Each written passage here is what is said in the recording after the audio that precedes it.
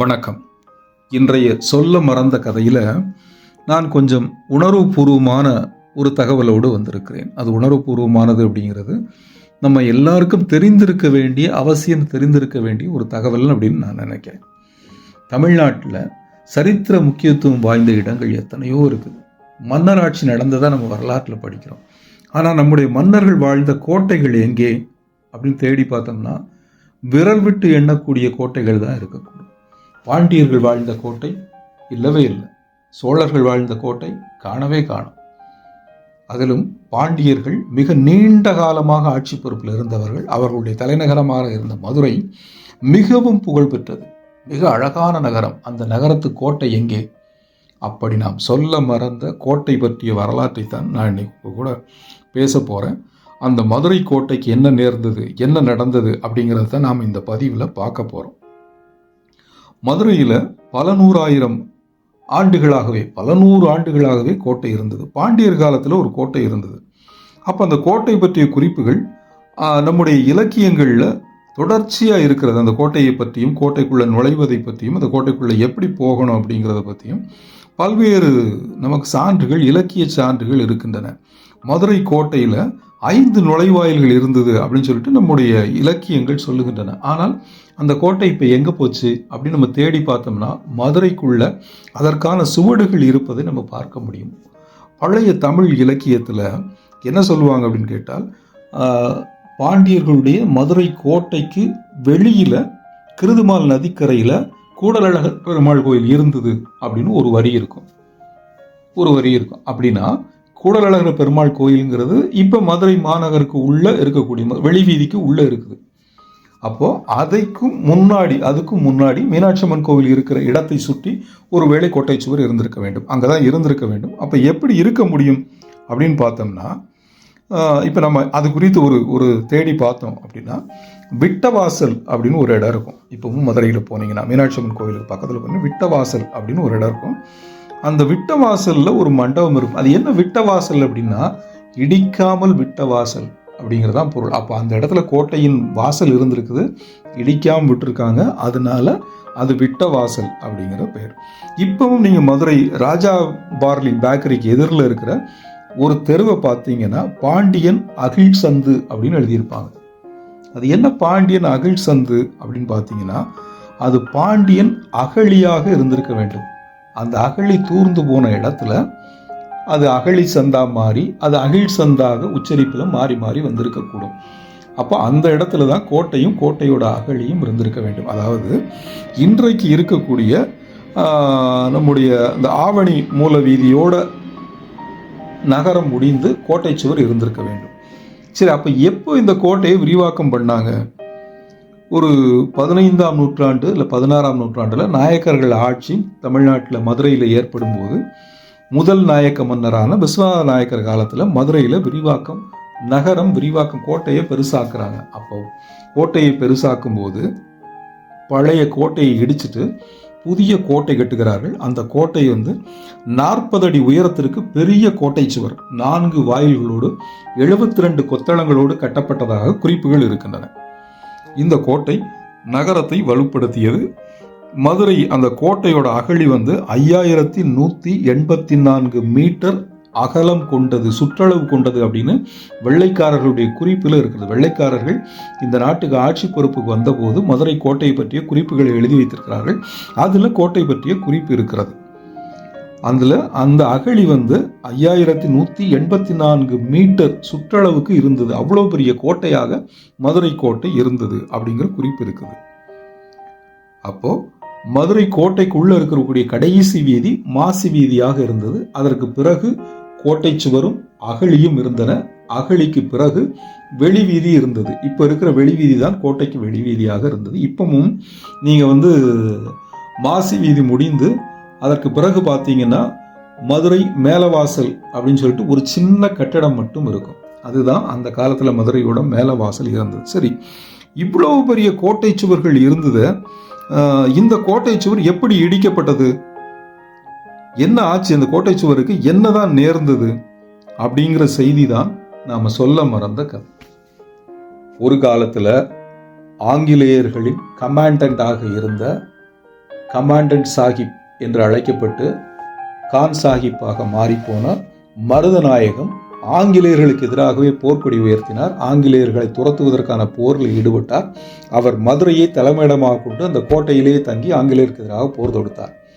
அப்போ மருதநாயகத்தை முறியடிப்பதற்காக ஆங்கிலேயர்கள் மதுரை கோட்டையை முற்றுகையிட்டார்கள். 5 ஆண்டுகள் அந்த முற்றுகை நீடித்தது. அவர்களால் அந்த கோட்டையை கைப்பற்றவே முடியவில்லை. அது அந்த அளவுக்கு பலம் வாய்ந்த கோட்டை. 4 வாசல்கள், 72 கொத்தளங்கள். அந்த 72 கொத்தளங்களிலும் பீரங்கிகள் இருக்கும். கோட்டையை சுற்றிலும் நெருங்க முடியாத அளவிற்கு மிகப்பெரிய அகழி. கோட்டைக்குள்ளே வர முடியாது. பீரங்கிகள் சுட்டால் கிட்டவே ஆள் வர முடியாது. அகழிகளை தாண்டி வர முடியாத அளவுக்கு ஆழமான அகலமான அகழி.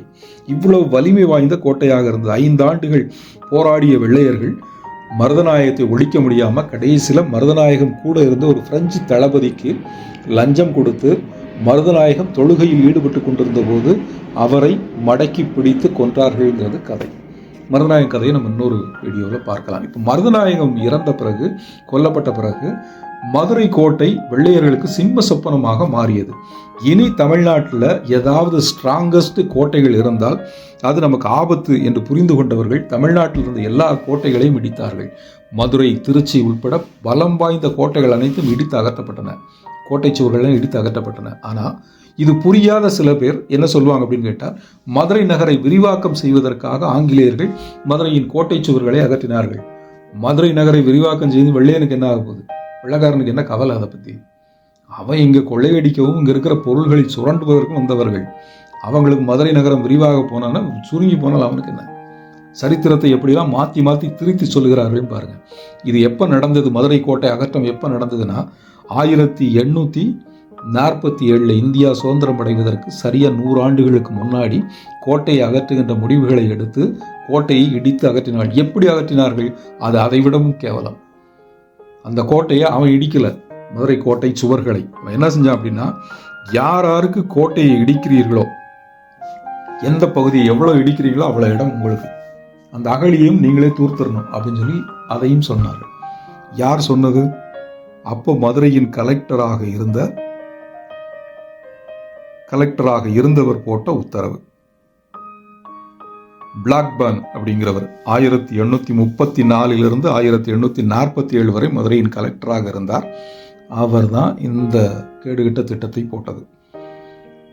நம்மாள்களும் என்ன நடக்கிறது என்பதையே புரிந்து கொள்ளாமல் அந்த கோட்டையை அகற்றுவதற்காக ஏறத்தாழ 699 பேர் விண்ணப்பித்தார்களாம். வெள்ளையர்கள் குறிப்பில் நாங்கள் இடிச்சுக்கிறோம், நாங்களே இடிக்கிறோம் சொல்லி ஆளுக்கு போட்டி போட்டுக்கொண்டு இடித்தார்கள். இந்த இடிப்பதற்கான திட்டத்தை போட்டு கொடுத்தவர் மாரட்டுங்கிற ஒரு சர்வேயர்.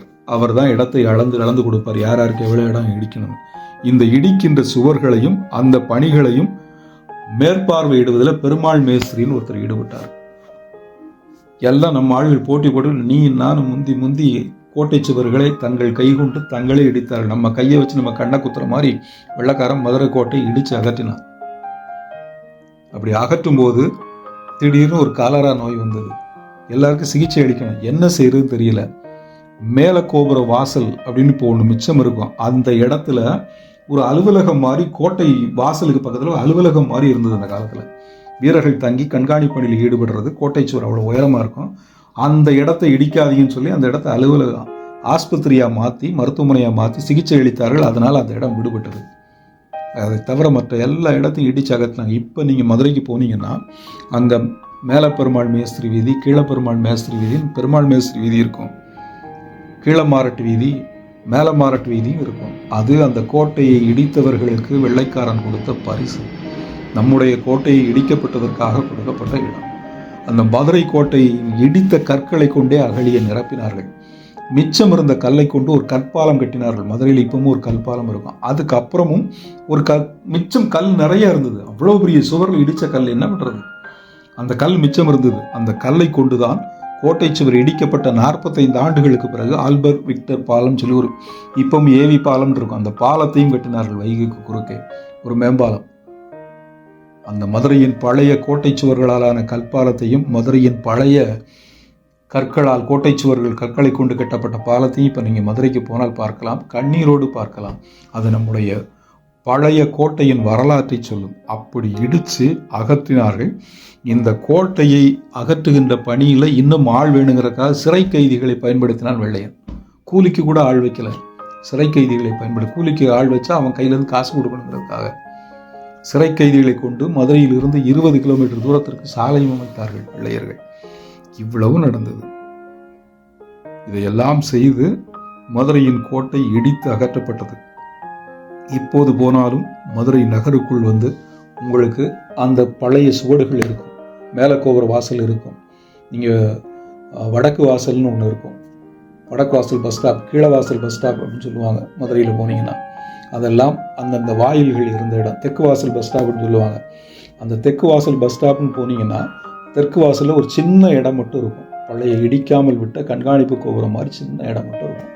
பெயர்கள் மட்டும் அப்படியே இருக்கிறது. மதுரை கோட்டையை பற்றிய கிழக்கு வாசல் பஸ் ஸ்டாப்பு, வடக்கு வாசல் பஸ் ஸ்டாப்பு, தெற்கு வாசல் பஸ் ஸ்டாப்பு அப்படின்னு இருக்கிறது. மேல வாசல் மட்டும் இடிக்காமல் விடப்பட்ட இடம் இன்னமும் அப்படியே இருக்கிறது. மதுரை கோட்டை அழிக்கப்பட்டதன் நினைவாக அந்த நினைவு சின்னம் இன்னமும் இருந்து கொண்டிருக்கிறது. மதுரை கோட்டை மட்டும் இன்னமும் இடிக்கப்படாமல் இருந்திருந்தால் உலகில் லட்சக்கணக்கான பயணிகள் பார்க்க வரக்கூடிய இடமாக இருந்திருக்கும். எத்தனையோ ஊர்கள் கோட்டைகளில் இன்னமும் வாழ்கின்றன. வெளிநாடுகளுக்கு போனீங்கன்னா, ஜெர்மனி போனீங்கன்னா, பிரான்ஸ் போனீங்கன்னா, இங்கிலாந்துக்கு போனீங்கன்னா, அந்தந்த நாடுகளில் அவங்க மன்னர்களின் கோட்டைகளை அவங்க இடிக்காமல் வைத்திருக்கிறார்கள். ஆனால் நம்முடைய கோட்டைகளை மட்டும் இடித்தார்கள், தகர்த்தார்கள். நம்முடைய வரலாற்று பெருமையை மண்ணோடு மண்ணாக்கினார்கள்.